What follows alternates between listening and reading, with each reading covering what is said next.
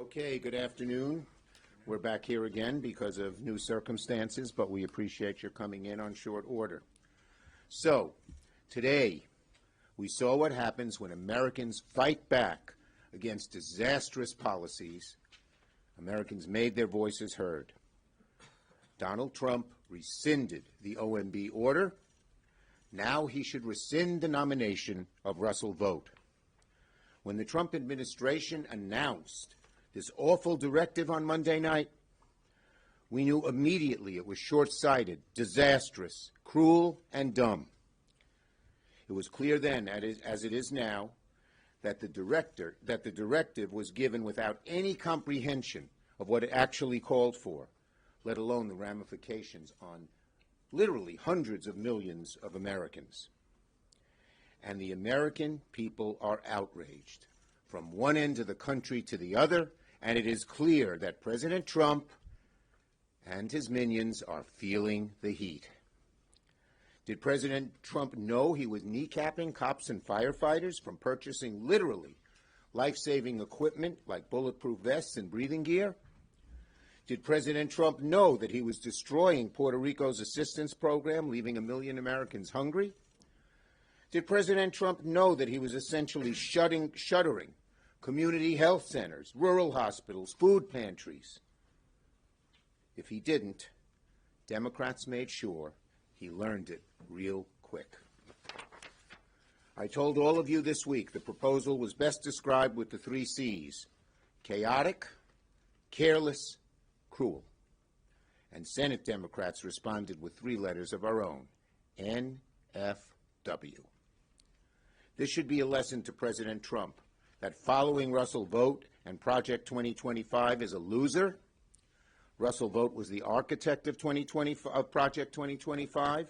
He was the architect of the OMB memo. He will be the architect of more losses for President Trump if he keeps Vought on the team. There's no doubt about it. This memo was a catastrophe. And I assume President Trump will hold those behind this memo accountable, or he's going to get into more and more trouble if he follows their dictates. If Donald Trump has actually decided, and finally, to put the needs of Americans first, he must rescind the nomination of Russell Vought immediately. Though the Trump administration failed in this tactic, it's no secret they will come back again and again and again. The Trump administration, feeling the heat, rescinded this heartless memo. But it's also clear by their intent they still plan to freeze funding in this way or another way. And whatever hoops they may try to jump through, we know they will come back at this again and again and again because their billionaire buddies want to implement Project 2025, and they will try any which way they can to get it done. But whenever they do, I promise you that Senate Democrats will be there to call it out, to fight back, to defend American families. Senator Murray.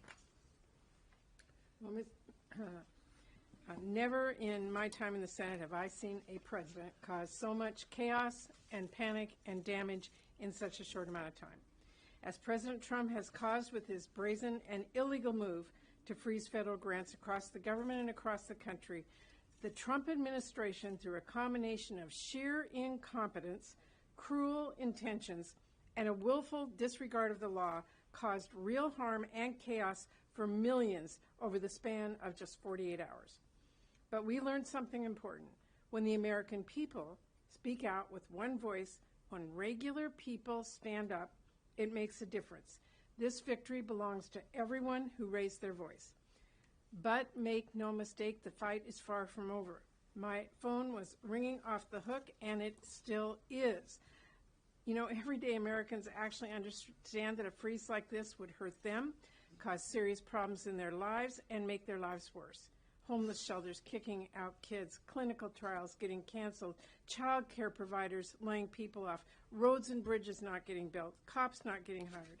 You know, while people like Elon Musk may not feel the pain of a single one of those cuts or delays, everyday Americans who work hard every day expect a fair shake and expect the government to be there when it counts.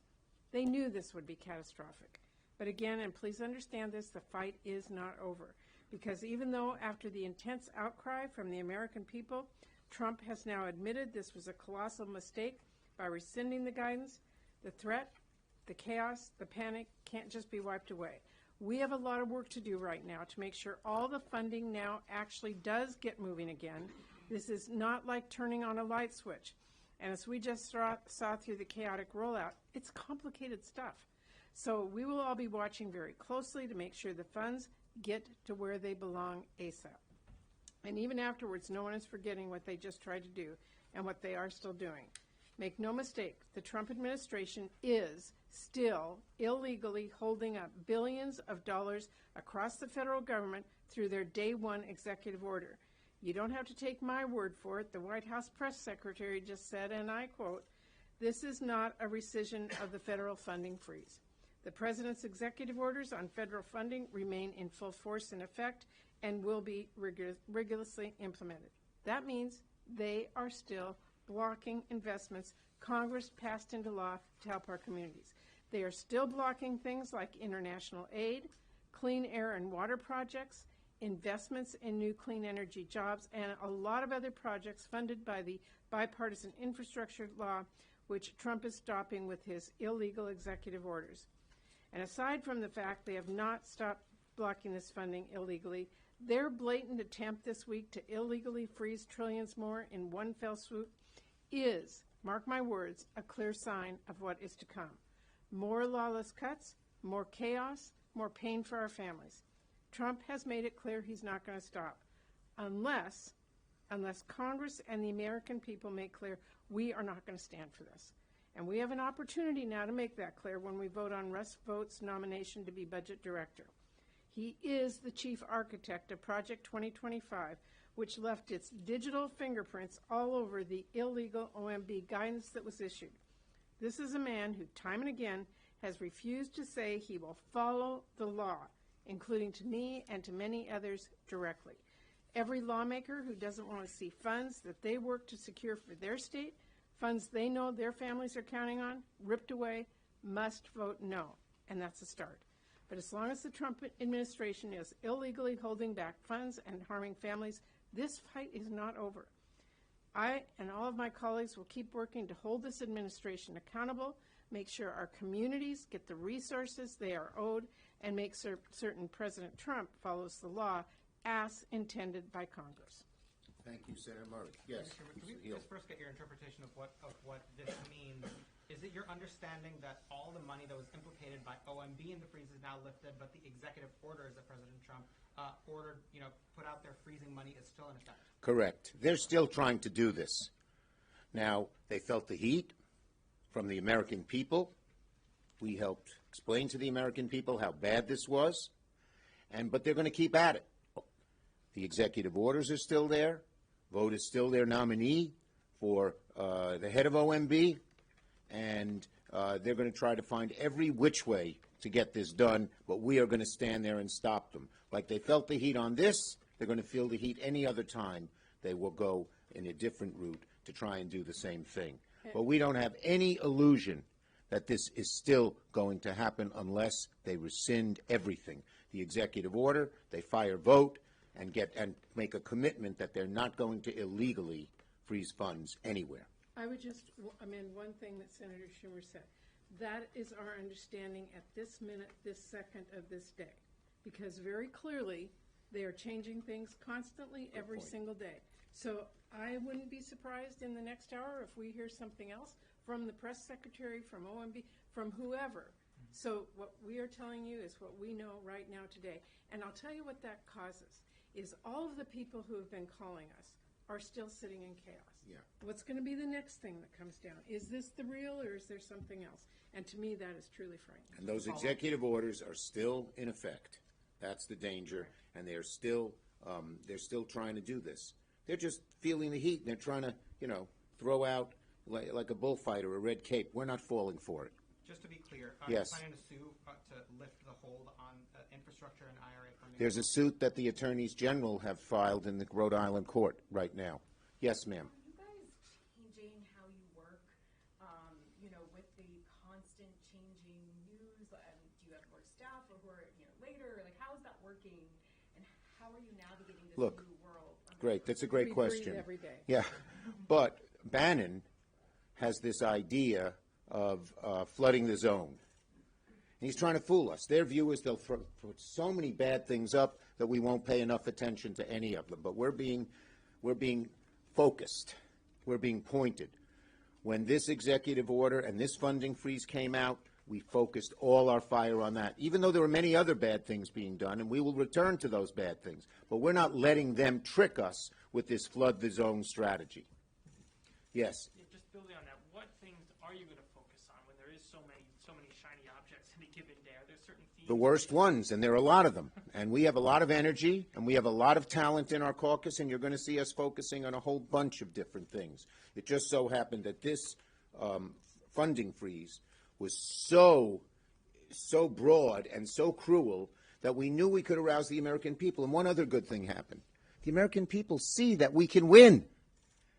We haven't won this fight, don't get me wrong, but see that we can have some real impact, let me put it that way, that we can have some real impact on this Trump administration, which would like everyone to believe they're impervious to public sentiment. They're not. And we showed that with this, what we've done. And our caucus is going to focus on anything that hurts our constituents. You bet. We got plenty of energy and plenty of time to do all of that. Yes? So then, is this a victory for you all, or is this, as you also put it, an effort to... It's a long war. This may be a small victory, but it's a long war, and we got to continue to fight it. Yes? This is a question for Senator Murray about the top-line talks. Earlier today, you were saying that this would have a negative effect on those. Has the reversal changed your outlook?